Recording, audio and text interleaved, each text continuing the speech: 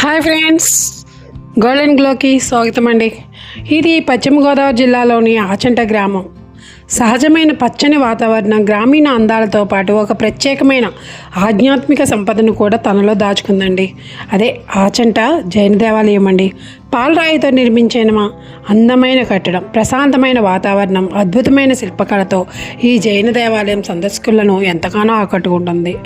ఆలయ గోడలు, స్తంభాలు, శిల్పాల దృశ్యాలు జైన మతం భారతదేశంలోని అత్యంత ప్రాచీన ఆధ్యాత్మిక సంప్రదాయాలలో ఒకటండి. జైన ధర్మంలో అహింస, సత్యం, ఆత్మనియంత్రణ, అపరిగ్రహం వంటి విలువలను ఎంతో ప్రాధాన్యం ఉంటుంది.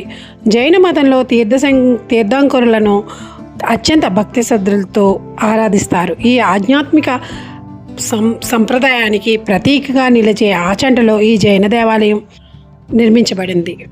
ఈ ఆలయానికి ప్రత్యేకమైన ఆకర్షణ ఏంటంటే అండి, పాలరాయి నిర్మాణం అండి. తెల్లని పాలరాయితో చేసిన గోడలు, స్తంభాలు, ఆలయ అంతర్భాగంలోని రాతి పనితనం ఎంతో అందంగా కనిపిస్తాయి మనకి. పాలరాయిపై చేసిన సున్నితమైన శిల్పకళను దగ్గరగా పరిశీలిస్తే రాతిని ఎంత నైపుణ్యంతో తీర్చిదిద్దారో మనకు అర్థమవుతుంది. సాధారణంగా దేవాలయం అంటే పెద్ద గోపురం, విభిన్నమైన శిల్పాలు గుర్తొస్తాయి మనకు. కానీ జైన దేవాలయాల ప్రత్యేకత మాత్రం వాటి ప్రశాంతత, పరిశుభ్రత, ఆలయ సౌందర్యం, ఆధ్యాత్మిక వాతావరణం మనకు కనిపిస్తుంది.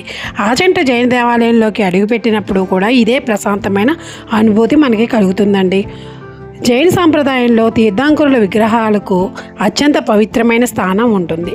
భక్తులు ఇక్కడ ఆధ్యాత్మిక ప్రశాంతత కోసం జైన ధర్మంపై తమ భక్తిని చాటుకోవడానికి ఆలయాన్ని సందర్శిస్తారు. ఆచంటలోని జైన సమాజానికి ఈ దేవాలయం ఒక ముఖ్యమైన ఆధ్యాత్మిక కేంద్రంగా కొనసాగుతుంది. 2022లో కూడా ఆచంటలో జైన విగ్రహ ప్రతిష్ఠ కార్యక్రమాలు, ప్రత్యేక పూజా కార్యక్రమాలు నిర్వహించినట్లు మనకు తెలుస్తుంది.